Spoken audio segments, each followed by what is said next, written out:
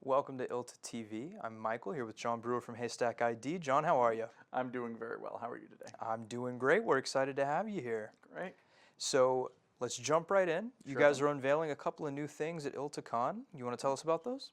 So yeah, just on Monday we had our press release of our new ReviewRank mobile application that actually makes it much easier for our fleet of, I believe, tens of thousands at this point, reviewers to be keeping us up to date on what their situation is, what our situation is, what their availability is, and is enhancing our already incredibly effective human review capabilities to levels that it's never really seen before, to ease the access for our reviewers to participate in our systems and just make it that much more effective, both for them, for us, for our clients.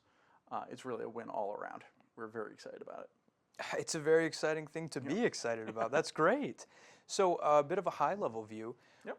What started HaystackID, and what do you guys do? What do you deliver to customers? Absolutely. So HaystackID started out in Boston, Massachusetts, actually, down in the basement of an old bank, literally in the vault of the facility. It's Boston, you know, nothing new has been built there in, you know, a couple of centuries, so everything just gets reused all the time.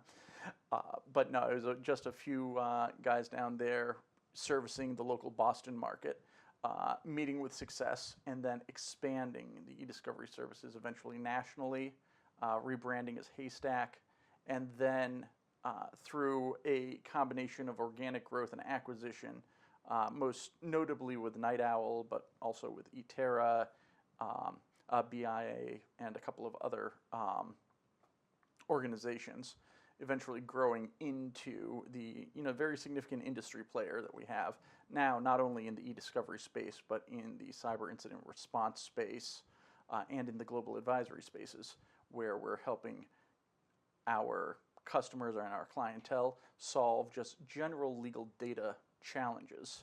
And that's really the niche that we find ourselves in now. Actually, calling it a niche might be underselling it. In the large market space that we now find ourselves in. Well, sure. So as somebody who's obviously very involved in the legal tech industry, what sort of trends are you seeing? I mean, obviously we're seeing the generative AI trends for the last 2 years, but right now what we're really seeing is what I've been calling kind of the second generation of generative AI, where the first 2 years were really kind of we're gonna get this forced into our product however we can. We're going to figure out what we can do with this, and we're going to go to town with it. Now we're actually really starting to see the capabilities of generative AI when it is installed into systems that are other tools working together with it, where generative AI is doing the part of the work that it's really good at, which is, you know, translating between the language paradigm, the English, whether it is in documents or whether it's in user input, and translating that into a more easily understood format for the machines. And then that gets us into a place where the generative AI doesn't have to worry about its hallucination concerns. It doesn't have to worry about its inability to count the letter R and all of these other things that have been coming up, because, you know, the more traditional computer systems are handling that for it.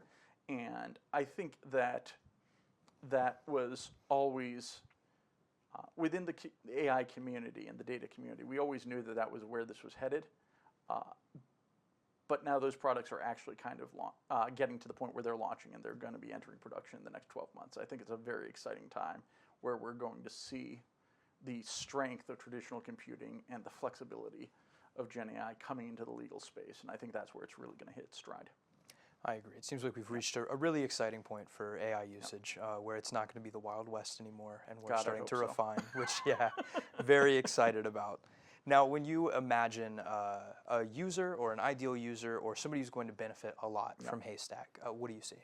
So generally speaking, what I see is I'm seeing usually the legal customer, the attorney, whether they're general counsel, whether they are outside counsel, or whether they are even somewhere in the stack of a large legal organization, who has a particular tactical problem that they need to solve.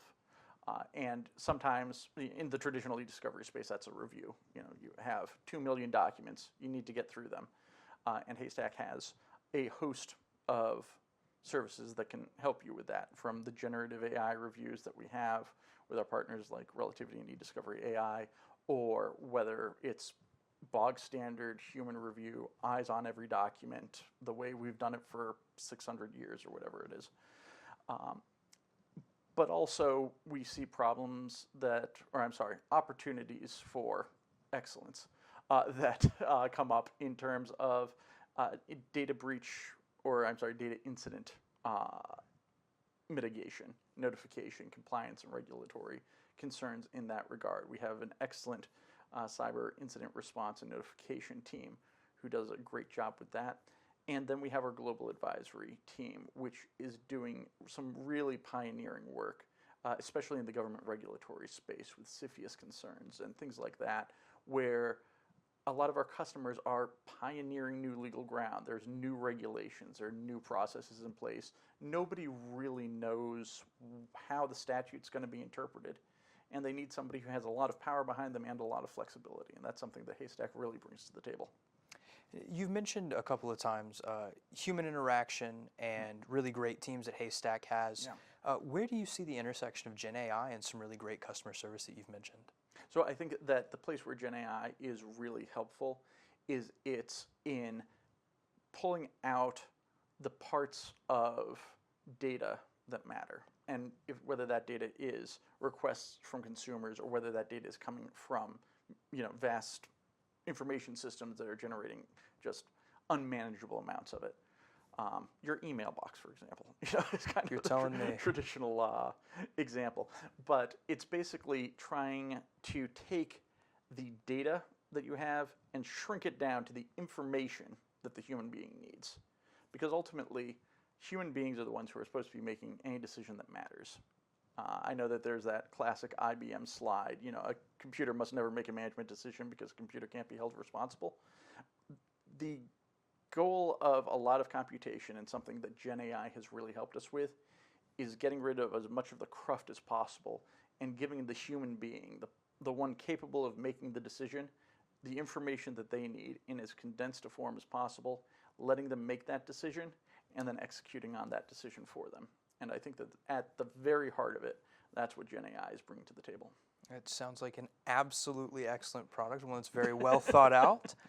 So let me ask, if people want to learn more about it, where can they go? Absolutely. Well, we have HaystackID.com. We are on LinkedIn. And of course, we are at all of the most fashionable trade shows and conferences. Well, that's why you're here. Absolutely. ILTACON, of course, leading the pack there.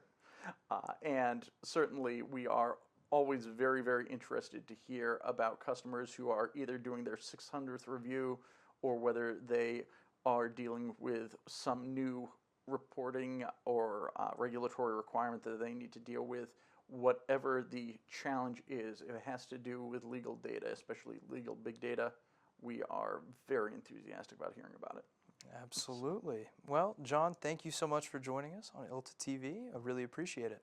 Thank you so much for having me, Michael.